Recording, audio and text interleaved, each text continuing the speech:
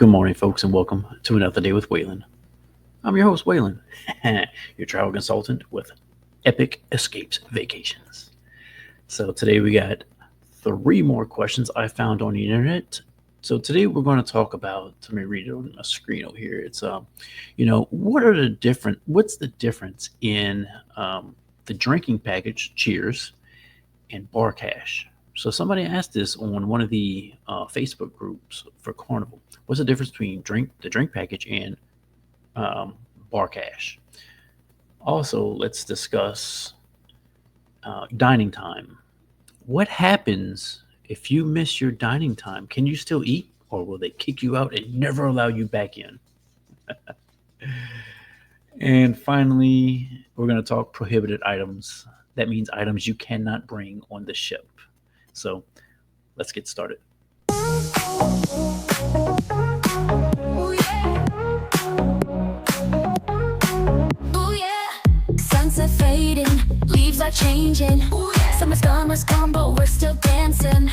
Ooh yeah, ooh yeah. Sweater weather, chill together.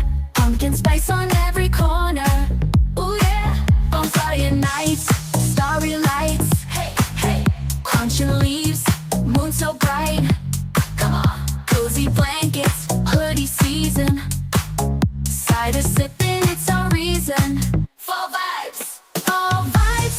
Feel it in the air. Fall vibes, everywhere we share. Fall vibes, dancing through the cool night, no care. Fall vibes, autumn love affair. Fall vibes, apple picking, wind is kicking. Whoa. So, first thing we'll talk about today is what's the difference in the drink package called Cheers package on Carnival and bar cash. Okay, so the drink package is you're going to purchase that either pre-cruise, which I would advise if you're going to get it before the cruise because you get a slight discount on it, or if you're going to, you can purchase it as soon as you get on the ship, but you have to purchase it day one. Um, you purchase this at a price. It's the gratuities are already included in the price of the drink package. You can have basically any drink you want, all the alcoholic drinks, or non-alcoholic drinks, milkshakes, specialty coffees, energy drinks, Gatorade, things like that. So everything's included. You pay one price. It's going to be for the entire cruise. It's not broken up by days. So if you're on a 7-day cruise, it's going to be for 7 days. 5-day cruise is going to be for 5 days, except in certain ports. Like Galveston doesn't start till day two, and New York doesn't start till day two because of local laws that it has to do with taxes. That Carnival doesn't want to pay that tax to the state for that first day. So those are the only exceptions, but that's how it works. So you're going to pay that set price, and you're going to now. You might be paying, if it's for two people, you might be paying like $1,000 or something like that, right? So you go up to the bar, you get your sail and sign card. You're going to use that card to get into your room and to purchase anything on the ship. You're going to, you go, hey, I want a beer, right? You give them your card, and they swipe it. It says on the computer that, hey, you have the Cheers package. Here's your beer, no cost. Gratuities are already included. You don't have to pay any extra tip. If you want to, you can. It's up to you, but it's already included. Now, bar cash is it's just what it says. It's cash, right? You can purchase these things, or somebody else can purchase it for you, and it goes into your account. So that sale and sign account, if you put in, like, say you use cash for purchases, you can put cash onto that account. So that account, let's say, I have $300. Bar cash is just cash. You go to the bar. The computer is going to tell the bartender, hey, this person has $300 cash, $300 to spend. Two drinks cost you $20.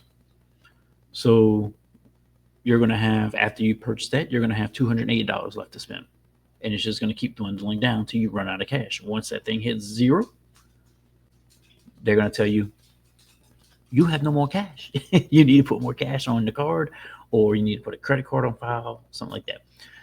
That's the difference between the two.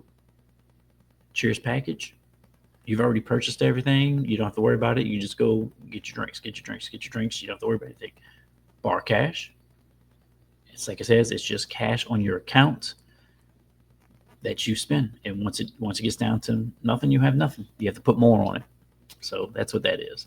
Now there are, like, if somebody wants to gift you some bar cash, they can go online, they can call in, they can do whatever and get that put onto your account as a surprise or a gift or something like that. And once you run out, you run out. Yes, the bar cash, like it says, is bar cash. It's for drinks. That's what it's for.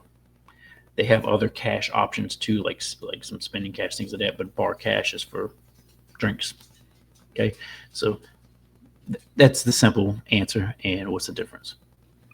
And next up, I found this on another group here, and the question was, if I choose the my time dining at 5:30 and don't get there in time, say if I am like at a show or something, whatever, can I still go at a later time, or do I have to go to the buffet for dinner? So they made a mistake here in this question. So my time dining is anytime.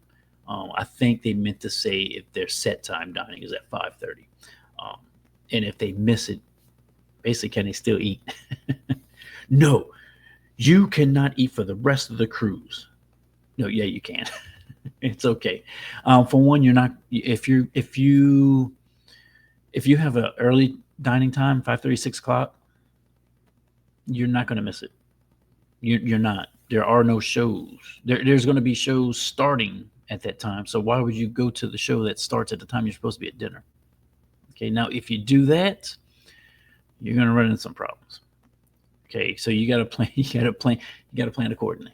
Okay, don't go to a show when you're supposed to be at dinner, because that's your dining time. They've set that for you. Now, if you do something like that, will they still accommodate you? Yeah, they're going to accommodate you. They're going to, but you're going to be in for a long wait, because there may not be any spot for you, because they set, ladies and gentlemen, it doesn't matter if you go on Carnival Cruise, Royal Caribbean, MSC, Norway, it doesn't matter. These cruises they sail at dang near full capacity. With that being said, there's certain limits to what's available. You miss your time at 5:30, 6 o'clock, and you try to go at like the later time, they're going to try to accommodate you, but they may not be able to. Okay, it's not going to be anything of their fault. There's just so many people there. They've already at capacity. Everything's full. Um, so, but in this instance, if you have an early time dining, you're not going to be at a show. You're not going to miss anything, unless you. Now, if you're running a little late, let's say your time is 6 o'clock. I don't remember if it's 5:30 on some ships. I believe it's like 6 o'clock. But it's 5:30. You get there at 6, so you're a half hour late. You're going to be all right. If you're 15 minutes late, you're going to be all right, because there's still going to be people coming in and moving around. You're going to be okay. All right. If you miss the entire time and you come at the later time, that's when you're going to run into problems. Now, if you have the late time dining, and you go, even if you go to the late time dining, you're not going to miss it because of the show, because the shows are going to be ended by that time. See, they've got these things timed out just right.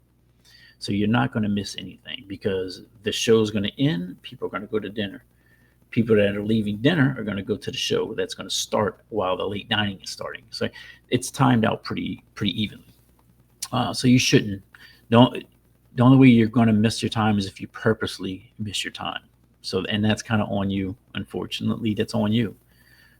Now they will try to accommodate you as much as they can, but like I said, it may be out of their hands. There may be no tables available, because you got people who have set time dinings, and you got my time dining, who my time dining goes anytime between 5 and 9, and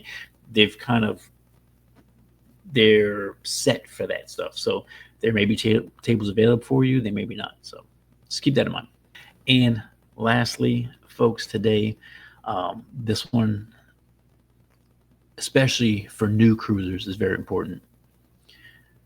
They say, can you bring these items? And they list a couple items here: a hair straightener, a razor, prescription medications, and inhalers. No, you cannot bring your prescription medications. You just can't. No, I'm joking, folks. Yes, you can. So everything on this list, yes, you can bring. Um, hair straighteners, yes. Razors, of course. You see, I barely shave, but I shave this. Yes, you can bring your razors. Now you can't bring straight razors, no, like box cutter razor, things like that. You can't bring that. But shaving razors, yes, you can. Your prescription medications, come on now, folks. Yes, you can bring your prescription medications. Okay, now just for these three, I'm going to tell you, your hair straightener and your razor, you have to put those in your checked baggage, not carry on, because what's going to happen, you're going to go through the port when you're embarkation day. It's like going through, if you've never been on a cruise before, it's your first cruise. It's like going on an airplane at the airport. You're going to go through security with scanners, okay? Your check bags are going to be checked at curbside with the porters. They're going to bring those bags to the ship to your room. It's going to be dropped off at your room. You don't have to worry about it. You put those things in there. When you go through the building to get onto the ship, you're going to go through screening, just like at an airport, like TSA. Same exact thing. Metal detectors, scanners, things like that. Drug sniffing dogs, yes, things like that. So you don't want to put those items in there. You may have a problem. Okay.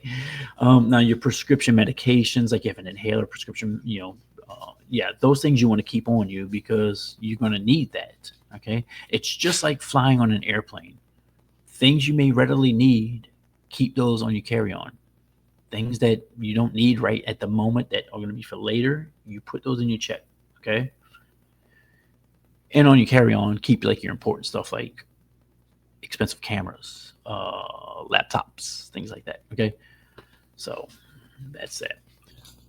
But folks, that's today's show. 3 questions for you. Hope that helps out. If you have any questions about anything, especially Carnival, please don't hesitate. Send me an email, waylonamy@gmail.com, or my new travel agency, epicescapesvacations@gmail.com. So folks, until next time, y'all have a good day.